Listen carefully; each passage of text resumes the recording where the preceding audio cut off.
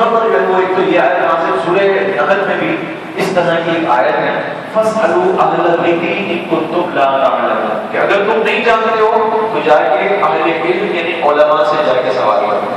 اب آج ہم ہمارے معاشرے میں ذرا دیکھیں یہ جو حکم ہے یہ ہمارے لیے بھی ہے کیونکہ دوسری آیت میں بھی یہ نازل ہوا ہے فَاسْأَلُوا أَهْلَ الذِّكْرِ إِن كُنتُمْ لَا تَعْلَمُونَ. لہٰذا مسلمانوں کے لیے بھی یہی حکم ہوگا کہ مسلمانوں کو بھی اگر کوئی چیز معلوم نہیں ہے کوئی شرعی مسئلہ معلوم نہیں ہے تو وہ جائیں اور علماء سے جا کے سوال کریں. تو دو باتیں آ رہی ہیں. ایک تو یہاں پر علماء کو مکلف بنایا جا رہا ہے کہ علماء علم حاصل کریں اور جب ان کے پاس سائل آئے کوئی سوال کرے تو وہ اس کا جواب دیں. اور عوام کو اس بات کا مکلف بنایا جا رہا ہے کہ جب بھی انہیں کوئی مسئلہ درپیش ہو وہ عالم دین کے پاس جا کر مسئلہ دریافت کریں اور ان سے یہ رہنمائی حاصل کریں. لیکن آج ہمارے دور میں ہم دیکھیں تو بسا اوقات ایسا ہوتا ہے کہ جب ہمیں کوئی شرعی مسئلہ درپیش ہوتا ہے ہم جا کے جو ہے وہ کسی سے بھی پوچھ لیتے ہیں. کوئی بھی اس کو دین کی معلومات ہو نہ ہو تھوڑا بہت اس نے جو ہے وہ تاریخ پر اسٹڈی کیا ہوا ہو کوئی تھوڑا بہت وہ دینی کتب پڑھ لیتا ہو ہم جا کے جو ہے اسے مولانا صاحب سمجھتے ہیں کہتے ہیں یار یہ دین کا مسئلہ ہے یہ بتاؤ کیا ہوگا. جیسے عموماً میں ذکر کرتے رہتا ہوں ایسے بے شمار مسئلے آتے ہیں. جب بھی کوئی وراثت کا مسئلہ آتا ہے گھر کے اندر تو وراثت کے مسئلے میں کیا ہوتا ہے گھر کے بڑے بوڑھے بیٹھ جاتے ہیں اور کہتے ہیں بھائی تمہارا اتنا حصہ ہو گیا تمہارا اتنا اس کا بیٹی کا حصہ اتنا بیٹی کا حصہ اور اس کا اتنا یہ سارے بانٹ کے جگہ کھڑے ہو جاتے ہیں.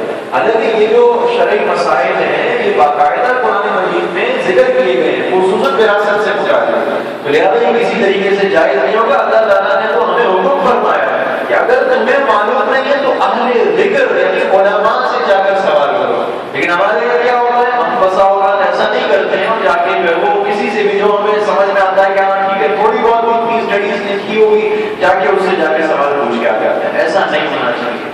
بسا اوقات جو ہے وہ گہرائیاں ہوتی ہیں اور پیچیدگیاں ہوتی ہیں. آپ کبھی دارالفتہ میں آ کے بیٹھیں یا جو اس فیلڈ سے وابستہ ہیں کبھی ان سے جا کے آپ تھوڑا سا کلام کریں.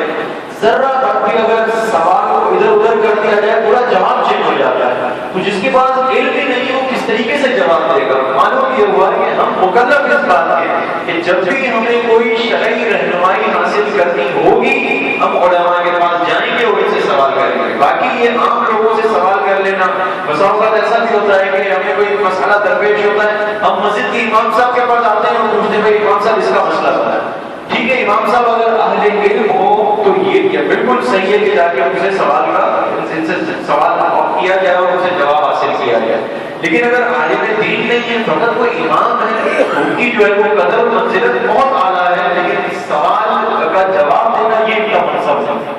صرف علماء کا یہ منصب ہے کہ وہ علم دین میں کلام کریں اور ان کے مسئلے سمجھائیں اور عوام الناس کے لیے لازم کیا گیا ہے وہ جا کے علماء سے سوال کریں.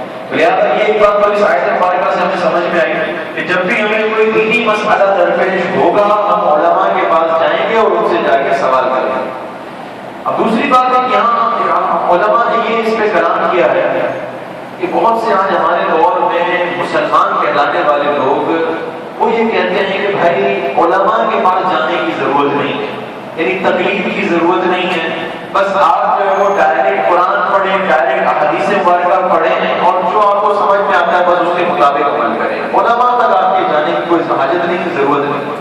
حالانکہ ان کا جو یہ جو طریقہ ہے یہ جو ان کا جو ایک ان کا عقیدہ ہے جو انہوں نے مسئلہ بنایا ہے یہ صحیح قرآن کے خلاف ہے. اللہ تعالیٰ ارشاد فرماتا ہے فاسألوا اہل الذکر یعنی تم سوال کرو علماء سے اگر تم نہیں جانتے ہو. یہ لوگ یہ کہتے ہیں آج کے دور کے کچھ لوگ یہ کہتے ہیں کہ اگر تمہیں کوئی مشکل پریشانی آتی ہے تو تم ڈائریکٹ قرآن پڑھو ڈائریکٹ حدیث پڑھو حدیث پڑھو اس کے بعد جو تمہیں سمجھ میں آتا ہے اس کا عمل کرنا شروع کرو. اب اس سے کتنی خرابیاں لازم آئیں گی کہ اگر عام عوام کو یہ مکلف بنا دیا جائے کہ آپ ڈائریکٹ قرآن پڑھیں حدیث پڑھیں اور اس سے مسئلہ استدلال کریں. یاد رکھیں کہ قرآن حدیث پڑھنا یہ کوئی ناجائز نہیں بلکہ ہم تو خود کہتے ہیں کہ قرآن حدیث پڑھیں لیکن قرآن حدیث سے مسئلہ استدلال کرنا کسی مسئلے کو نکالنا یہ بہت مشکل کام ہے. یہ عام عوام کا کام ہی نہیں ہو سکتا. اس کی وجہ میں آپ کو سمجھاتا ہوں بہت ہی آسانی سے ایک مثال کے ذریعے سمجھاتا ہوں.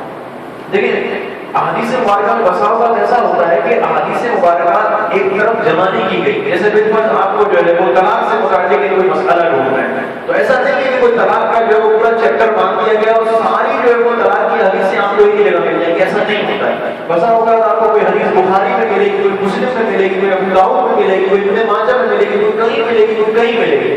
ایک جگہ پہ کوئی چیز جمع نہیں. اسی طرح قرآن کو دیکھ لیں آپ, سورہ اخلاص میں دیکھیں آپ کو کوئی چیز ملے گی, وہاں پھر سورہ بقرہ میں جائیں تو آپ کو کوئی بات ملے گی. تو بسا ہوگا اس طرح ہوتا ہے کہ چیزیں جو ہے وہ الگ الگ جگہ پر ملتی ہیں. اگر کوئی شخص ایک آیت کو پڑھتا ہے اور ایک حدیث کو پڑھتا ہے اور اسی پر اپنا عقیدہ بنا لیتا ہے یا پھر اسی پر اپنا جو ہے وہ کوئی فقہی حکم جو ہے وہ اخذ کر لیتا ہے, تو اس سے خرابی یہ لازم آئے گی کہ بسا اوقات بہت سے احکامات ایسے ہیں کہ جن پر شریعت عمل کرنے کا نہیں کہتی. جیسے دیکھیں بہت سارے ایسے ہیں کہ جو احکامات منسوخ ہو چکے ہیں.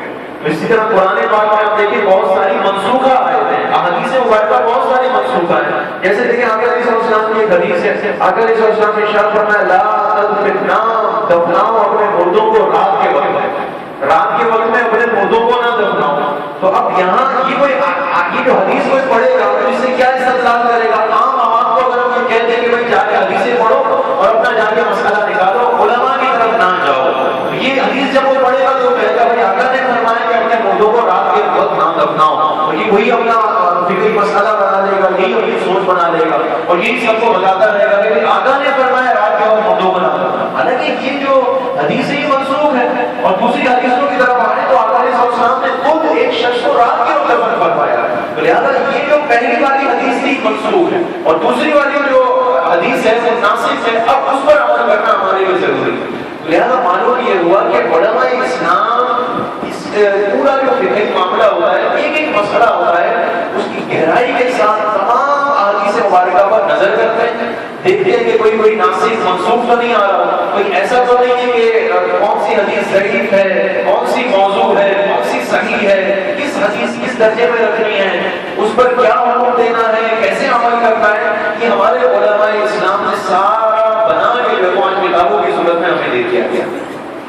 لیکن آج کے دور میں یہ لوگ بسا اوقات بہت سے مسلمان یہ کہتے ہوئے نظر آتے ہیں کہ بھائی آپ جو ہے وہ آپ کو علماء کی اسٹڈی آپ ان سے جو ہے وہ اکتفا نہ کریں, ڈائریکٹ قرآن حدیث کی ضرورت ہے. اب جیسے دیکھیں قرآن میں ہے وَالْمُطَلَّقَاتُ يَتَرَبَّصْنَ بِأَنفُسِهِنَّ فَلَا تَطَهُّرُوا, یہ مطلقہ عورتیں اپنے آپ کو روکے رکھیں 3 قروء تک. 3 قروء تک یعنی ان کی عدت کا ذکر ہو رہا ہے کہ مطلقہ عورتیں 3 قروء تک اپنے آپ کو روکے رکھیں. اب یہ قروء کیا ہوتا ہے؟ قروء امام اعظم کی اگر آپ تفسیر کے مطابق آئیں تو امام اعظم اس کا کچھ معنی بیان کرتے ہیں, امام شافعی اس کا کچھ معنی بیان کرتے ہیں. یعنی قروء سے جو مراد ہے کہ 3 قروء یعنی 3 جو ہے وہ امام اعظم جو ہے وہ اس کا ایک معنی بیان کرتے ہیں کہ بھائی اس سے مراد جو ہے وہ اس کے باقی کے ایام یعنی کہ پیریڈز باقی کے ایام, اور امام شافعی جو ہے وہ اس کا بالکل برعکس معنی بیان کرتے ہیں. تو لہٰذا اس میں جو ہے وہ اختلاف ہو گیا, یہاں کچھ معنی کچھ معنی. اب ایک عام شخص کو مکلف کیا جا رہا ہے. اگر ایک عام شخص کو ہم یہ کہہ دیں کہ بھائی جا کے آپ قرآن پڑھو, حدیث پڑھو, جو آپ کو سمجھ میں آئے کرتے رہو, اس طریقے سے یہ آیت پڑھے گا کیا معنی استدلال کرے گا, کیا جو ہے وہ ماخذ نکالے گا, اس طریقے سے جو ہے وہ مسئلہ نکالے گا.